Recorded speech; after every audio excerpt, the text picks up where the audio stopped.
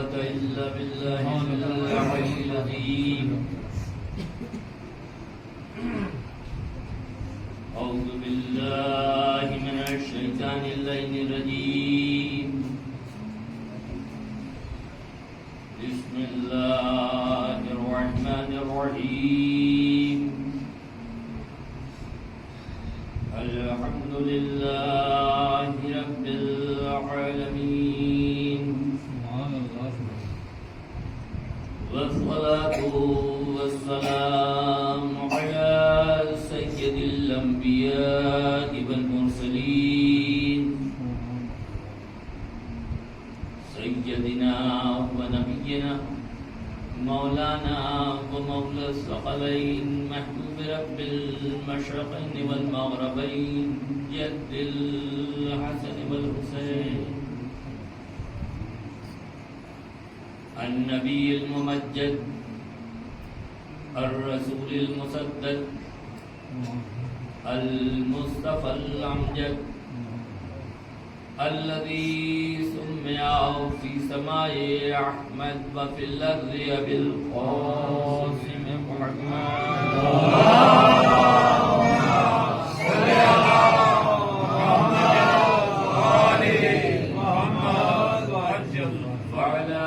الطيبين الطاهرين المعصومين المظلومين،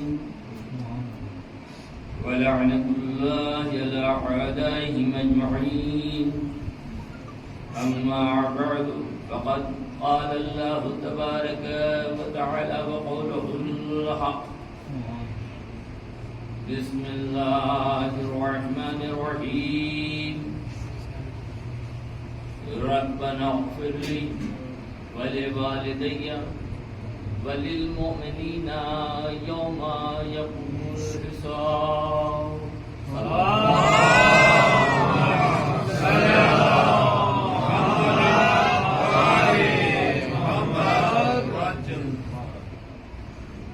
ایک بار سورہ حمد اور 3 بار سورہ اخلاص کی تلاوت کر کے مرحوم مقبول جناب سید محمود حسین جعفری صاحب کو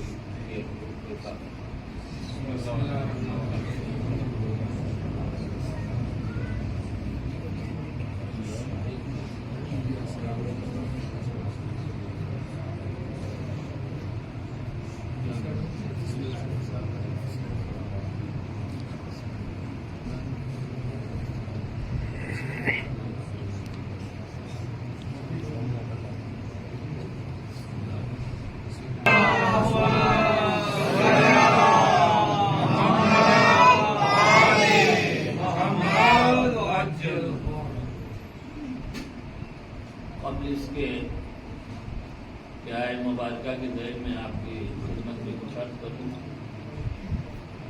جو ہمارے بھائی بزرگان بچے باہر ٹہل رہے ہیں، ان سب سے گزارش ہے کہ وہ بخش عطا پہ تشریف لائیں. یہ صحیح ہے کہ مائک لگا ہوا ہے، آپ باہر بیٹھ کے بھی جو ہے بیان سن سکتے ہیں. یہ صحیح ہے کہ پورا نہ پورا مگر تھوڑا بہت ثواب جو ہے آپ کو ضرور مل سکتا ہے. اور آپ نے دیکھا ہے آج کل ریڈی میڈ کا زمانہ ہے.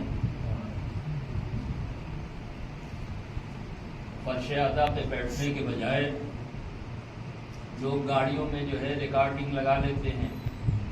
گاڑی بھی چل رہی ہے، نوا بھی سن رہے ہیں، گاڑی بھی چل رہی ہے، مجلس بھی سن رہے ہیں. دکان پہ کاروبار کرتے ہیں، ریکارڈنگ لگا لی. کچھ نہ کچھ بہرحال ثواب تو مل ہی جائے گا انشاءاللہ. لیکن جو فرش عطا پہ بیٹھنے کا ثواب ہے، اس لیے کہ ہم سب کا عقیدہ ہے کہ جب کہیں مجلس حسین برپا ہوتی تو ائمہ معصومین علیہ السلام تشریف لاتے ہیں، اور ظاہر ہے کہ وہ فرش عطا پہ ہی بیٹھے ہیں. تو سب کچھ ہمیں مل سکتا ہے باہر بیٹھ کے بھی، لیکن ان کے ساتھ بیٹھنے کا ثواب نہیں مل سکتا۔ صلوات پر محمد و آل محمد۔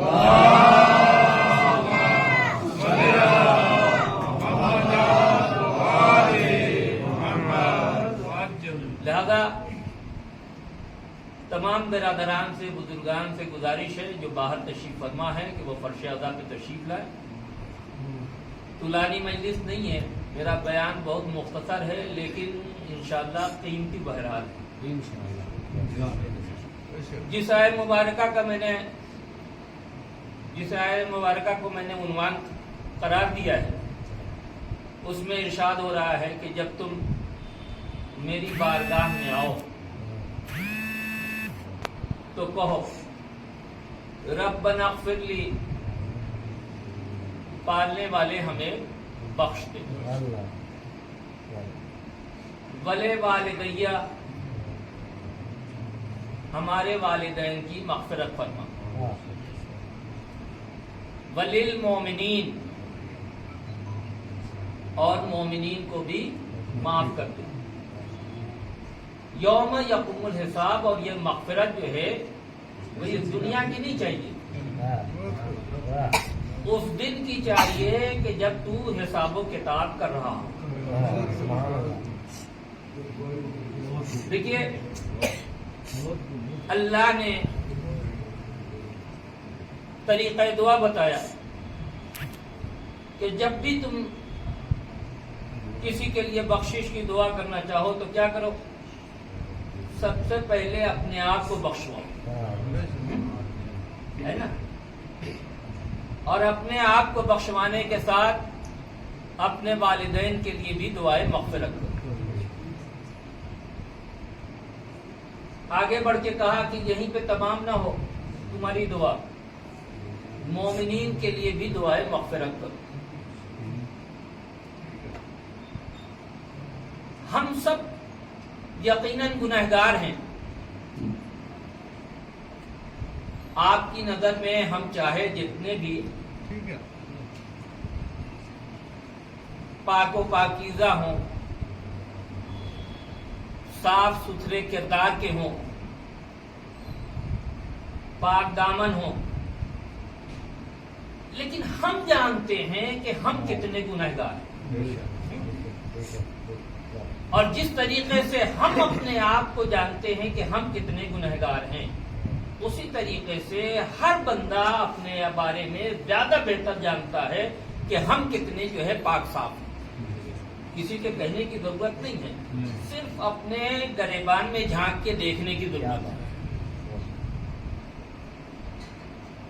پتہ چل جائے گا کہ ہم کتنے گنہگار ہیں، اور پھر ہمیں یقین آ جائے گا کہ ہمیں اپنے مغفرت کی دعا کرنے کی ضرورت ہے۔ اور ظاہر ہے کہ والدین کا تعلق ہم سے ہے، انہوں نے ہمیں پیدا کیا ہے، گود میں کھلایا ہے، انگلیاں پکڑ کے چلایا ہے، پڑھایا ہے، لکھایا ہے، بڑا کیا ہے، ان کے ہزاروں احسانات ہمارے کاندھے پہ ہیں۔ لہذا ہمارے لیے ضروری ہے کہ جہاں ہم اپنے لیے مغفرت کی دعا کریں، اپنے والدین کے لیے بھی مغفرت کی دعا کریں، ان کے احسانات ہیں ہمارے اوپر، اور ظاہر ہے ان کا تعلق جب ہم سے ہے تو ہمیں اپنے لیے بھی دعا کرنی ہے اور ہمیں ان کے لیے بھی دعا کرنی ہے۔ لیکن آیت یہیں پہ نہیں رکتی ہے، اب جی چاہتا ہے کہ پروردگار کے خدمت میں دست ادب جوڑ کے عرض کروں، مالک ہم گنہگار ہیں، ہمیں مغفرت کی ضرورت ہے، ہمارے والدین کے احسانات ہمارے اوپر ہیں، لہذا ہم ان کے لیے بھی دعائیں مغفرت کریں گے۔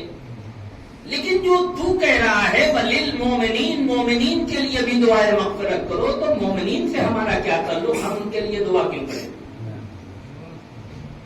ہم ان کے لیے دعا کریں تو کیوں کریں؟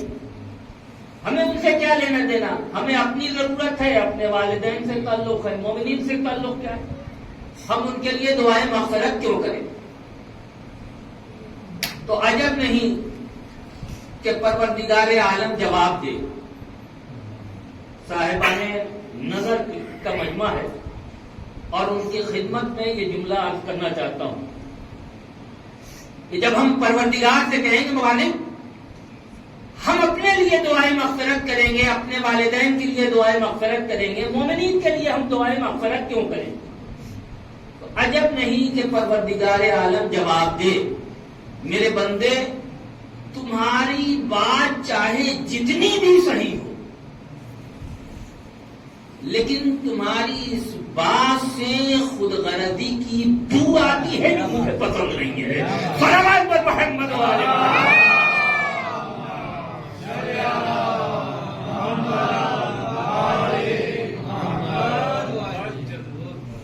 ٹھیک ہے. پالنے والے ہم اپنے لیے بھی دعائیں مغفرت کریں گے, والدین کے لیے بھی دعائیں مغفرت کریں گے, مومنین کے لیے بھی کریں گے, لیکن مالک جب کوئی مومن ہو تب تو اس کے لیے دعائیں مغفرت کریں. جب ہماری نظر میں کوئی مومن ہو تو ہم اس کے لیے دعائیں مغفرت کریں. ہم تو جدھر بھی نظر ڈالتے ہیں ہر طرف گناہ ہی گناہ نظر آتے ہیں, تو ہم دعائیں مغفرت کریں تو کس کے لیے کریں؟ اور اگر یقین نہ آئے تو امام بارگاہ کے باہر ایک چائے کی دکان ہے,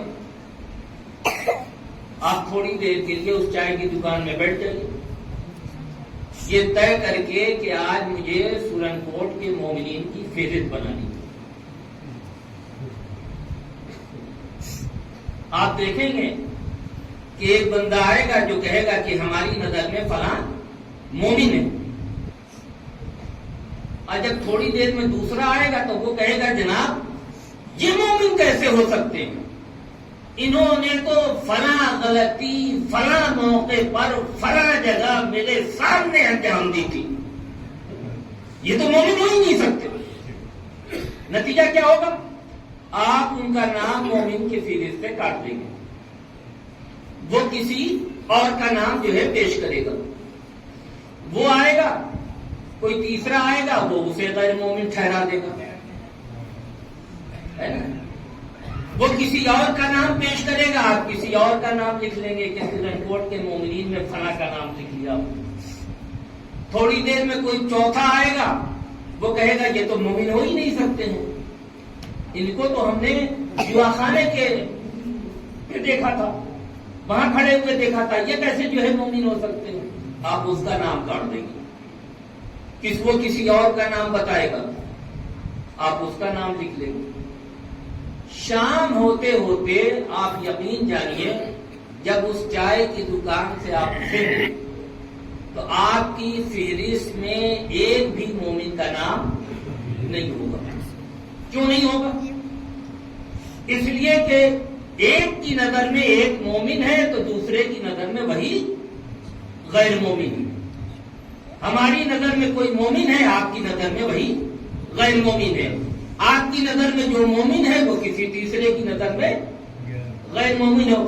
تو مالک جب ہماری نظروں میں کوئی مومن ہو تو ہم اس کے لیے دعا کریں. یہاں تو مومنین ہے ہی نہیں, تو ہم دعا کریں تو کس کے لیے کریں؟ تو جواب ملے گا کہ چلو ہم نے مانا کہ اس نے غلطی تمہارے سامنے کی, ہم نے مانا کہ اس نے خطا تمہارے سامنے کی, ہم نے مانا کہ اس نے جو ہے جرم تمہارے سامنے انجام دیا, تم اس کے گواہ ہو, جس کی بنیاد پہ تم اسے غیر مومن ٹھہرا رہے. لیکن یہ بتاؤ کہ اس نے کب آ کے میری بارگاہ میں توبہ کی اور کب ہم نے معاف کر دیا؟ کیا اس کی بھی خبر ہے تمہیں؟ کب اس نے آ کے میری بارگاہ میں توبہ کی اور کب ہم نے اسے معاف کر دیا؟ کیا اس کا بھی تمہیں پتا ہے؟ جواب ملے گا کہ یہی تو نہیں پتا ہے. یہی تو نہیں معلوم ہے. یہ معلوم ہے کہ اس نے خطا میرے سامنے کی, یہ معلوم ہے کہ اس نے جرم میری نگاہوں کے سامنے کیا, یہ معلوم ہے کہ اس نے غلطی ہماری نگاہوں کے سامنے کیا, لیکن یہ نہیں پتا کہ اس نے کب اللہ کی بارگاہ میں توبہ کی اور کب پروردگار نے معاف کر دیا. بس یہی وہ منزل ہے جہاں پہنچنے کے بعد ہمیں ایک دوسرے کو مومن ماننا پڑتا ہے. صلوات پر محمد و آل محمد. صلی اللہ محمد وآل محمد. اس منزل پہ پہنچنے کے بعد ہمیں ایک دوسرے کو مومن ماننا پڑتا ہے. اب سمجھ میں آئی بات. ہم جب نماز جنازہ میں کھڑے ہوتے ہیں تو کیا کہتے ہیں؟ اللہم انا لا نعلم منہ الا خیرا. پالنے والے ہم تو اس کے بارے میں خیر کے علاوہ کچھ جانتا ہی نہیں. 1000 خطائیں ہم کو معلوم ہے اس کی, ہے نا. اس نے یہ غلطی کی, اس نے وہ غلطی کی, اس نے وہ غلطی کی, اس نے وہ غلطی کی. 1000 خطائیں معلوم ہیں. اس کے باوجود آ کے کیا کہہ رہے ہیں اللہ کی بارگاہ میں؟ اللہم لا نعلم منہ الا خیرا. پڑھنے والے ہم اس کے بارے میں خیر کے علاوہ کچھ جانتے ہی نہیں. تو یا تو کہو کہ ہم جھوٹ بول رہے ہیں, سیدھے سیدھے جھوٹ بول رہے ہیں. اب پھر یہی ماننا پڑے گا کہ خیر کا ہمیں پتا ہے, غلطی کا ہمیں پتا ہے, لیکن معافی کا پتا نہیں ہے. صلوات پر محمد و آل محمد. محمد وآل محمد.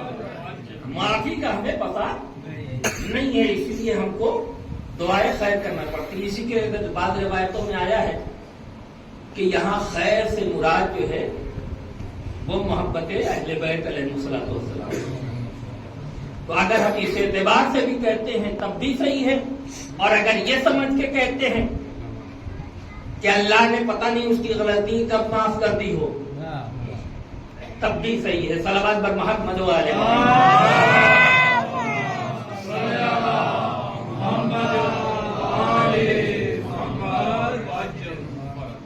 تو اپنے لیے مغفرت کی دعا کرنی ہے, اپنے والدین کے لیے کرنی ہے, اور مومنین کے لیے بھی کرنی ہے. دوسری جگہ کیا ارشاد فرمایا کہ جب تم میری بارگاہ میں آؤ تو کہو رب ارحمہما کما ربیانی صغیرا.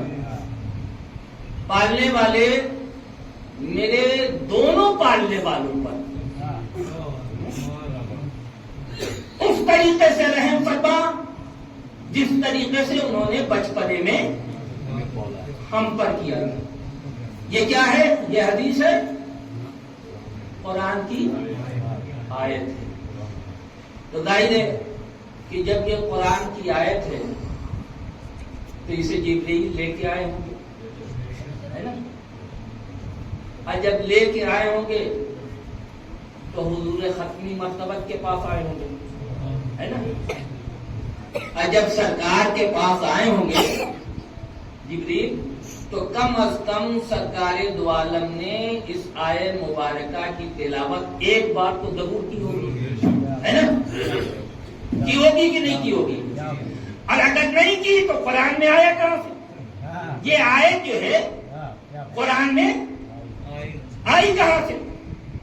تو کم از کم یہ ماننا پڑے گا کہ پیغمبر اسلام نے بھی اپنی زبان مبارک سے یہ کہا رب ارحمہما کما ربیانی صغیرا, کہ پالنے والے میرے دونوں پالنے والوں پر اس طریقے سے رحم فرما جس طریقے سے انہوں نے بچپنے میں مجھ پر کیا, ہے نا. ایک بار تو کیا ہوگا نا. اب بتائیے کہ پیغمبر کی دعا قبول ہوئی یا رد ہو گئی؟ ہے نا. پیغمبر کی دعا قبول ہوئی یا رد ہو گئی؟ اگر پیغمبر کی دعا رد ہو گئی تو پھر امت مسلمہ کو دعا کرنے کا حق حاصل نہیں ہے کہ جب نبی رحمہ کی دعا قبول نہ ہو تو امت کی دعا کا کیا حال ہوگا؟ اور اگر ہم مانتے ہیں کہ پیغمبر کی دعا قبول ہو گئی تو پھر یہ فکر کرنے کی ضرورت ہی نہیں کہ ابو طالب جنت میں جائیں گے یا کہیں اور جائیں گے. صلوات پر محمد و علی محمد.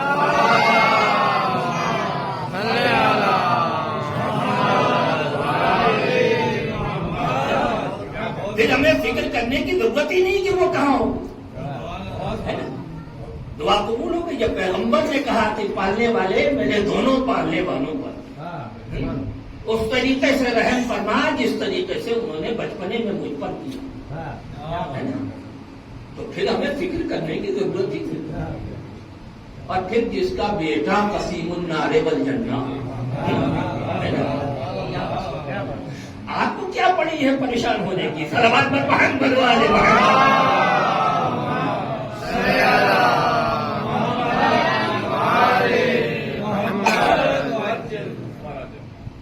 دیکھیے یہ مجلس جو ہے وہ مجلس ایصال ثواب ہے نا، اور اس میں ہم سب کو ان باتوں کا خیال رکھنا چاہیے. اچھا یہ بتائیے کہ اگر ہم اپنے مرحومین کے لیے قرآن خوانی کا اہتمام نہ کریں تو کیا ہوگا؟ زیادہ سے زیادہ ان کے نامہ اعمال میں اضافہ نہیں ہو پائے گا، ہے نا، یہی ہوگا. اگر ہم اپنے مرحومین کے لیے یہ بکرے وکرے کا انتظام نہ کریں، کھانے کا مختصر کا تبرک رکھ دیں تو کیا ہوگا؟ زیادہ سے زیادہ اس کا ثواب انہیں نہیں ملے گا جو ملنے والا ہے یہ اہتمام. لیکن اس سے کوئی مرحوم کو تکلیف ہوگی، پریشانی ہوگی؟ نہیں ہوگی. اگر ہم جو ہے اتنے بڑے پیمانے پہ اہتمام نہ کریں، مجلس ایصال ثواب، جمعے میں ہم تبرک بانٹ دیں، ایک فاتحہ پڑھوا دیں، ہے نا، تو ظاہر ہے کہ بڑے اہتمام کا ثواب نہیں ملے گا مگر کچھ نہ کچھ تو مل ہی جائے گا. اس سے کیا قرآن خوانی نہ کرائیں، مجلس ایصال ثواب نہ کریں، فاتحہ خوانی کا اہتمام نہ کریں تو کیا مرحومین کو کوئی اذیت پہنچنے والی ہے؟ پہنچے گی اس سے اذیت؟ نہیں نا. ان کے صرف اعمال میں، نامہ اعمال میں جو اضافہ ہونا تھا وہ کم ہو جائے گا، ہے نا، نہیں ہو پائے گا. اس سے ان کو کوئی تکلیف تو نہیں ہونے والی. لیکن یہ بتائیے کہ اگر کسی مرحوم کی نماز رہ گئی ہو، کسی مرحوم کا روزہ رہ گیا ہو، کوئی ایسا ہو کہ جس کے اوپر حج واجب ہو اور ہم حج ادا نہ کرائیں، اس دنیا سے چلا گیا ہو، تو یہ بتائیے کہ اس سے ان کے نامہ اعمال میں کمی ہوگی یا مرحوم جو ہے مصیبتوں کے شکار ہوں گے؟ کیا ہوگا؟ مصیبتوں کے شکار ہوں گے، اس لیے کہ واجبات ترک کرنے پہ اللہ سزا دیتا ہے نا. واجبات ترک کیا ہے، واجبات چھوڑنے کے گنہگار ہوئے ہیں تو اللہ کیا دے گا؟ سزا دے گا. لیکن اگر ہم مجلس نہ کریں ان کے ایصال ثواب کی تو مرحوم کو سزا ملے گی. اگر کھانے کا اہتمام نہ کریں تو مرحوم کو سزا ملے گی؟ نہیں ملے گی نا. قرآن خوانی کا اہتمام نہ کرے تو مرحوم کو سزا ملے گی؟ نہیں ملے گی نا. ان کے بس نامہ اعمال میں اضافہ نہیں ہوگا، سزا نہیں ملے گی. لیکن اگر ان کے واجبات رہ گئے ہیں، ہے نا، تو نتیجہ کیا ہوگا؟ وہ مصیبتوں کے شکار ہوں گے. لہذا مرحومین سے سچی محبت یہ ہے، سچی محبت کا تقاضا یہ ہے کہ سب سے پہلے ان کے جو واجبات رہ گئے ہوں وہ واجبات ادا کرائے جائیں. نماز رہ گئی ہو تو نماز یا خود پڑھیے یا پڑھوائیے. روزے رہ گئے ہیں تو خود رکھیے یا رکھوائیے، حج رہ گیا ہے تو خود کیجیے یا کروائیے، ہے نا؟ تب جا کے مرحوم کو چین ملے گا، تب جا کے مرحوم کو سکون مل جائے گا۔ یہ اگر واہواہی والا انتظام ہم نہ بھی کریں تو مرحوم کو کوئی فرق پڑنے والا نہیں ہے۔ اصل توجہ کس طرف ہونی چاہیے کہ ان کے واجبات چھوٹے ہیں وہ ادا کرا دے، ہے نا؟ ان کے جو ہے اگر کسی کا کچھ رہ گیا ہو مرحوم کے اوپر تو وہ ادا کرا دے، ہے نا؟ اگر ہم نے اس پہ توجہ نہیں کی، صرف جو ہے معاشرتی نظام پہ چلے ہم، ہے نا؟ جو معاشرتی تقاضا ہے اس کا خیال کیا ہم نے، تو اس کا مطلب یہ ہوا کہ ہم نے مرحوم کا خیال نہیں کیا ہے، اپنے اسٹیٹس کا خیال کیا ہے۔ صلوات بر محمد و آل محمد۔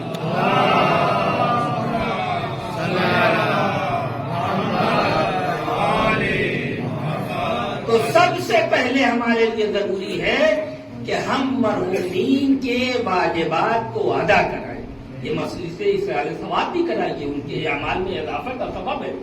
بلکہ بعض روایتوں میں آیا ہے کہ اگر کسی کے ماں باپ نے اسے آہ کر دیا ہو، اتنے ناراض ہو گئے ہو والدین کہ انہوں نے آہ کر دیا ہو اور مرتے دم تک بھی وہ راضی نہ ہوئے ہو، تو ہے کیا روایت میں کہ جسے آہ کر دیا جائے وہ جنت کی خوشبو نہیں سن سکتا نا۔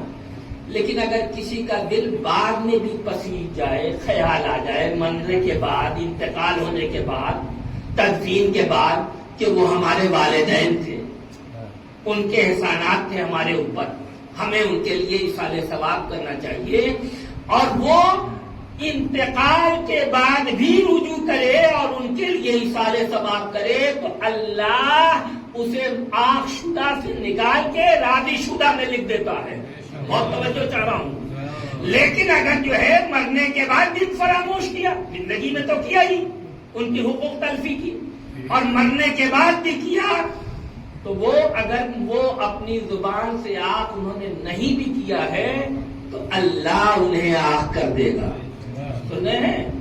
اگر انہوں نے اپنی زبان سے نہ بھی کیا ہے، مگر اگر کسی نے اپنے والدین کو بعد میں فراموش کر دیا تو اللہ انہیں آنکھ کر دے گا۔ اور اگر کسی کا بعد میں بھی دل پسیج گیا تو اللہ آنکھ شدہ کو بھی راضی شدہ لکھ سکتا ہے۔ سن رہے ہیں؟ یہ جس مرحوم کی مجلس حسین مجلس منعقد ہوئی ہے، مجلس ایصال ثواب، ان کا نام کیا تھا؟ منظور حسین، ہے نا؟ منظور حسین۔ دیکھیے منظور الہی ہونا کسی حد تک بالکل جو ہے بہتر ہے، لیکن منظور الہی ہونا، منظور خدا ہونا اور ہے، اور منظور حسین ہونا اور ہے۔ اور اگر یقین نہ آئے تو آئیے در حسین پہ دیکھیے، ہے نا؟ وہ جس کے بالوں پر چھن گئے تھے، ہے نا؟ کون تھا وہ؟ منظور خدا تھا نا، جو چلتا تھا کہتا تھا مم مثلی کون ہے میرے مثل، جب پرواز کرتا تھا تو کہتا تھا مم مثلی کون ہے میرے جیسا، ہے نا؟ لیکن جب تکبر اس کے دل میں پیدا ہو گیا، گھمنڈ پیدا ہو گیا، تو اللہ نے اس کے بالوں پر چھین لیے۔ در حسین پہ جب آیا تو اسے بالوں پر واپس مل گئے، اور اب پھر چلا، اور اب پھر جو چلا تو پھر کہتا ہوا چلا مم مثلی، ہے نا؟ ابھی اسی بنیاد پہ اس کے بالوں پر چھن گئے تھے، اور اب جب واپس تم جو بالوں پر ملے تو اب یہ پھر کہتا ہوا چلا مم مثلی کون ہے جو میرے جیسا ہو، انا عتیق الحسین، میں حسین کا آزاد کردہ غلام ہوں۔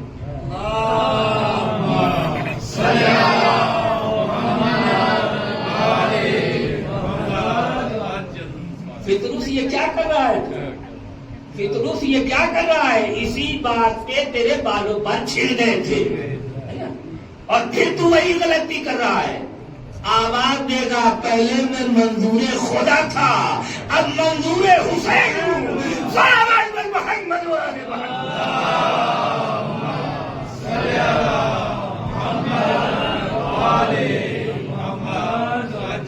پہلے منظور خدا تھا، منظور حسین اس در سے پایا ہے کہ جس در کی روایت یہ ہے کہ جسے جو دے دیا واپس نہیں لیا۔ خدا دی ہوئی نعمتیں واپس لے لیتا ہے، لیکن اہل بیت جسے عطا کرتے ہیں واپس نہیں لیتے ہیں۔ اور آپ نے دیکھا، اگر آپ کو دیکھنا ہے، میرا وقت تمام ہو چکا ہے، آدھے گھنٹے کا وقت ملا تھا وہ تمام ہو چکا ہے۔ اب آپ کو دیکھنا ہے کہ منظور حسین کیا ہے۔ آ کے کربلا کے میدان میں دیکھیے، ایک حبشی ہے، غلام ہے، بار بار جاتا ہے خدمت امام میں، مولا مجھے بھی جو ہے مقتل کی اجازت دیجیے۔ امام اسے واپس کرتے ہیں کہ نہیں، تم تو میرے لال سید سجاد کے غلام ہو، میں تجھے اجازت کیسے دوں؟ آقا میں نے ان سے بھی اجازت لی، لیکن امام بار بار واپس کرتے ہیں۔ آخر میں وہ کہتا ہے مولا میں سمجھ گیا، آپ نہیں چاہتے کہ آپ کے پاک خون میں ہمارا یہ کالا خون بھی شامل ہو۔ اور آپ دیکھیں جیسے اس نے کہا مولا نے اسے مقتل کی اجازت دی، اور جب وہ زخموں سے چور ہو کے زمین کربلا پہ آیا ہے تو خود حسین گئے ہیں اس کے ساتھ، غلام کا سر اٹھایا ہے، اپنے زانو پہ رکھا ہے، اور پھر دعا کی ہے پالنے والے اس کی پیشانی کو روشن کر دے۔ اور اب روایتوں میں ملتا ہے کہ جب 12ویں محرم کو امام زین العابدین علیہ السلام آئے ہیں باعجازت زمین کربلا پہ، تو لوگوں نے بتایا کہ مولا ایک لاشا ہے جو ایک کنارے پڑا ہوا ہے، لیکن اس کی پیشانی سے نور ساطع ہو رہا ہے۔ اور اب جب گئے ہیں تو کیا دیکھا ہے کہ یہ جون غلام کا لاشا ہے۔ حسین نے دعا دی تھی، آپ نے دیکھا حسین کی قربت سے، حسین کی قربت سے کتنا بڑا شرف ملا۔ اگر یقین نہ آئے تو آپ دیکھیں کہ آج امام زمانہ عجل اللہ تعالی فرجہ الشریف کا سلام آ رہا ہے۔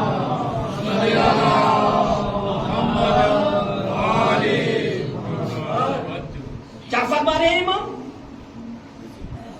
اے شہداء کربلا، ہم قربان ہو جائیں تم پر، ہمارے ماں باپ قربان ہو جائیں تم پر، تم نے وہ عظیم کامیابی کربلا کے میدان میں حاصل کی، کاش میں بھی روز عاشورہ ہوتا۔ یہ کون کہہ رہا ہے؟